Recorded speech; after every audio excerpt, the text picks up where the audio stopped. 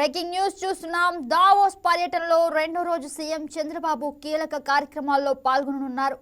ఉదయం నిర్వహించే CII breakfast సెషన్లో ది ఆంధ్రప్రదేశ్ అడ్వాంటేజ్ అనే అంశంపై ప్రసంగిస్తారు. తర్వాత ఇండియా లాంచ్ ప్రారంభ కార్యక్రమంలో పాల్గొంటారు. అనంతరం దిగ్గజ ఐటీ సంస్థ IBM chairman CEO Arvind Krishna సీఎంతో సమావేశమవుతారు. గూగుల్ క్లౌడ్ సీఈఓ థామస్ కురియన్తోనూ భేటీ అవుతారు. సాయంత్రం యూఏఈ ఆర్థిక పర్యాటక శాఖ మంత్రి అబ్దుల్లా బిన్ తౌక్తో Tata Sons chairman N Chandrasekaran, CII director general Chandrajit Banerjee, JAC group chairman MD Sajjan Jindal, JACW cements paints సంస్థల ఎండి పార్థ్ జిందాల్తో చంద్రబాబు సమావేశమవుతారు.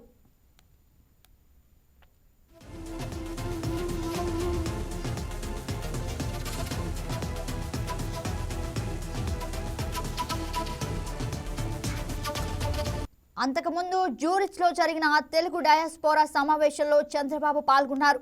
ఈ సందర్భంగా ప్రవాస తెలుగువారు పారిశ్రామికవేత్తలుగా మారేందుకు 50 కోట్ల నిధిని ఏర్పాటు చేస్తున్నట్లు ఆయన ప్రకటించారు. ఇదే పర్యటనలో అస్సాం ముఖ్యమంత్రి హిమంతా బిశ్వ శర్మతో కూడా ఆయన భేటీ అయ్యారు. 4 రోజుల ఈ పర్యటనలో భాగంగా ముఖ్యమంత్రి మొత్తం 36 సమావేశాల్లో పాల్గొంటారు. టెక్నాలజీ, గ్రీన్ ఎనర్జీ, మ్యానుఫ్యాక్చరింగ్ రంగాల్లో ఆంధ్రప్రదేశ్కు పెట్టుబడులను ఆకర్షించడమే లక్ష్యంగా ఈ పర్యటన సాగుతోంది. సీఎం వెంట మంత్రులు నారా లోకేష్, టీజీ భరత్ తదితరులు పాల్గొన్నారు.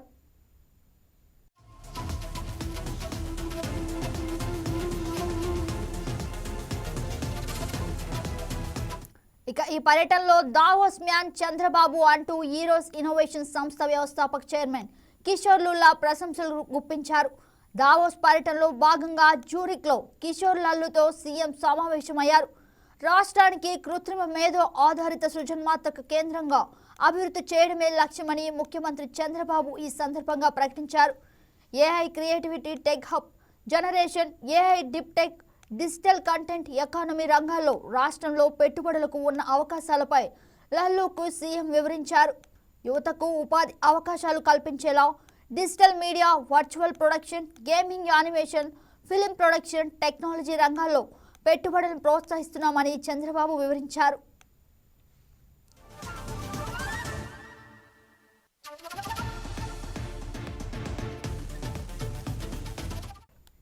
దీనికి సంబంధించి మరింత సమాచారం మా కరెస్పాండెంట్ రాజేష్ లైవ్ లో అందిస్తారు. గుడ్ మార్నింగ్ రాజేష్, చెప్పండి.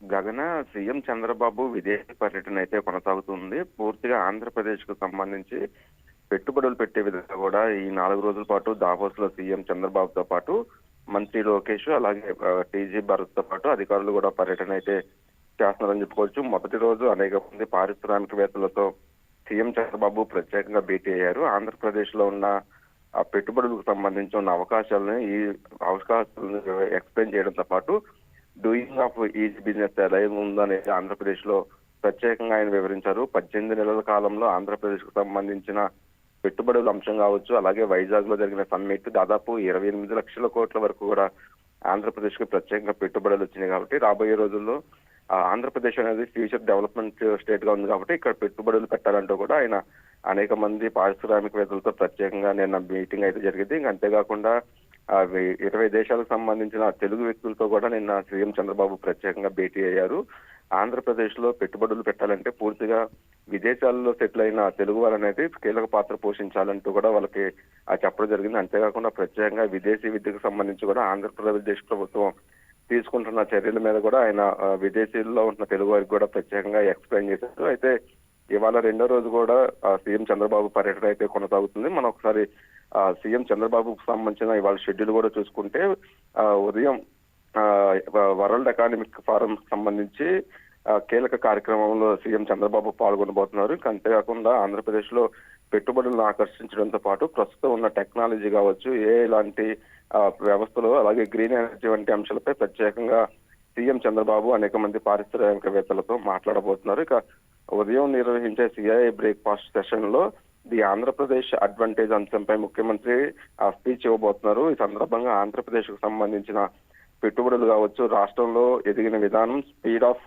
డూయింగ్ బిజినెస్, అలాగే ఆంధ్రప్రదేశ్ కు సంబంధించిన ప్రత్యేకంగా పోర్టు కనెక్టివిటీకి సంబంధించి అనేక వసతులు కావచ్చు, అలాగే కూటమి ప్రభుత్వం అధికారంలోకి వచ్చిన తర్వాత ప్రతి 40 కిలోమీటర్లకు సంబంధించిన పోర్టులను కనెక్టివిటీ చేసి సముద్ర తీర మార్గానికి సంబంధించిన ప్రత్యేకంగా తీసుకుంటున్న చర్యల మీద కూడా ఆయన ఎక్స్ప్లెయిన్ చేయబోతున్నారు. ఇంకా దాని తర్వాత ఇండియా లాంజ్ కార్యక్రమంలో సీఎం చంద్రబాబు పాల్గొని ప్రపంచ పెట్టుబడిదారులతో పరస్పరం చర్చలు అయితే జరపబోతున్నారు.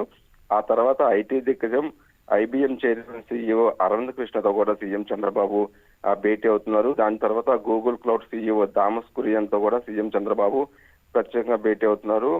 దావోస్ కాంగ్రెస్ సెంటర్ లో World Intellectual Property Rights Organization director Daren Tang Anil మూర్తిలతో కూడా సీఎం చంద్రబాబు కాసేపు భేటీ అవుతారు. ఇక ఈవినింగ్ వచ్చేసరికి JSW group chairman MD Sajjan Jindal తో కూడా, అలాగే JSW సిమెంట్ పెయింట్స్ సంస్థల MD పార్థ్ జిందాల్ తో కూడా సీఎం ప్రత్యేకంగా భేటీ అవుతున్నారు. అంతర్జాతీయ కంటైనర్ లాజిస్టిక్స్ సంస్థ మోలర్ మోర్క్ CEO విన్నెల్ట్ క్లర్క్ తో కూడా సీఎం చంద్రబాబు ఇవాళ భేటీ కాబోతున్నారు. పూర్తిగా ఆంధ్రప్రదేశ్ కు సంబంధించి అనేక అంశాల మీద, పెట్టుబడులకు సంబంధించిన అంశాల మీద సీఎం చంద్రబాబు వాళ్ళని ప్రత్యేకంగా మాట్లాడబోతున్నారు. ఇంకా ఆంధ్రప్రదేశ్ కు సంబంధించి ఇక్కడ ఉన్న పరిస్థితులు కావచ్చు, ఇక్కడ గవర్నమెంట్ తీసుకుంటున్న డూయింగ్ ఆఫ్ ఈజీ బిజినెస్ కు సంబంధించిన ప్రత్యేక కార్యక్రమాలు, అంటే కంపెనీకి సంబంధించి ఆంధ్రప్రదేశ్ లో పెట్టుబడి పెట్టడానికి మొదట 45 రోజుల్లోనే అన్ని పర్మిషన్లు వచ్చే విధంగా కూడా కొన్ని కీలకమైన మార్పులు చేశారు. దానికి సంబంధించి ప్రత్యేకంగా ఆంధ్రప్రదేశ్ లో విజిట్ చేసిన తర్వాత ఆంధ్రప్రదేశ్ లో